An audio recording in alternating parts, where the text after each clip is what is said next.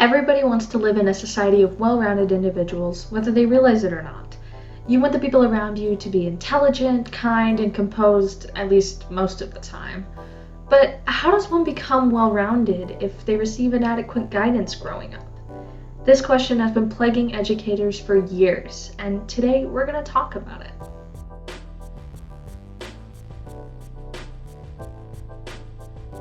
All children are different, from their background to their home life to their morals. However, one fact rings true: all students are born with the same capabilities.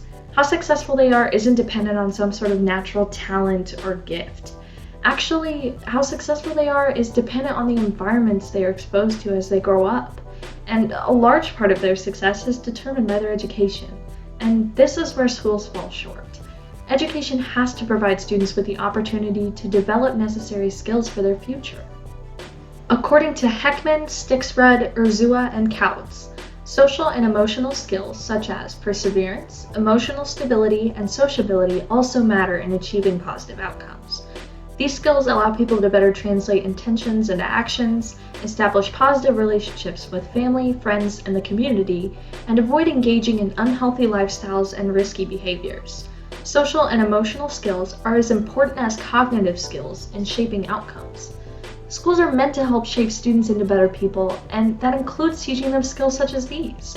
In fact, this study, done by the Organization for Economic Cooperation and Development, shows that adults with high literacy skills and education levels have more positive experiences in their life in regards to political efficacy and trust in others. Schools are also meant to teach students how to live effectively in their communities. According to Batistich, Solomon, Watson, and Shops, schools could be defined as the micro-models of society, and it can be claimed and argued that schools are communities in terms of their social context.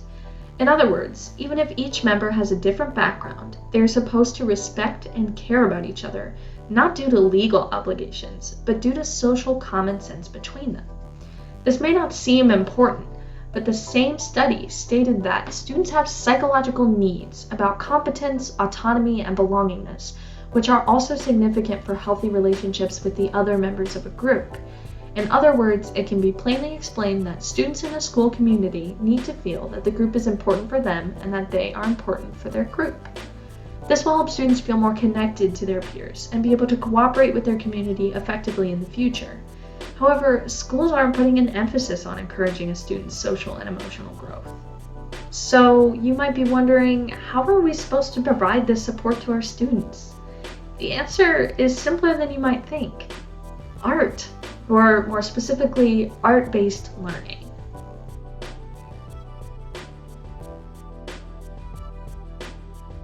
A study done by Burton, Horowitz, and Abels found that groups of cognitive elements such as the capacity for elaboration, fluency, and originality, and underlying cognitive structures such as taking multiple perspectives and layering relationships are activated by learning in the arts and in other subjects.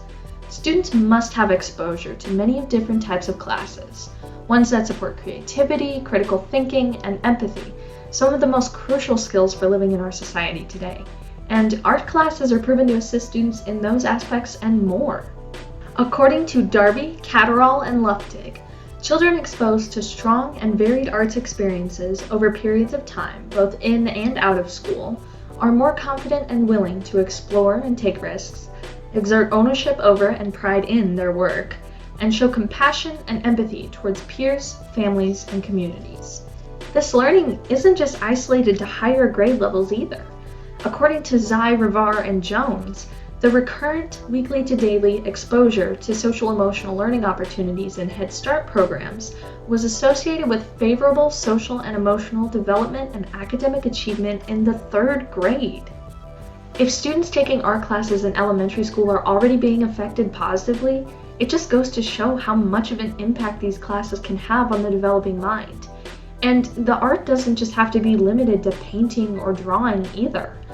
Broach, Pug, and Smith found that school-based drama programs increase positive attitudes and self-perception. In addition, their program indicated perceptions of improved conflict management that have been reported in other studies. Every type of program that promotes social and emotional learning has been shown to have a positive impact on students of many different backgrounds, ages, and abilities. It's part of the education system's job to prepare students to lead a productive, well-rounded life, and art has proven to be an effective method of doing so.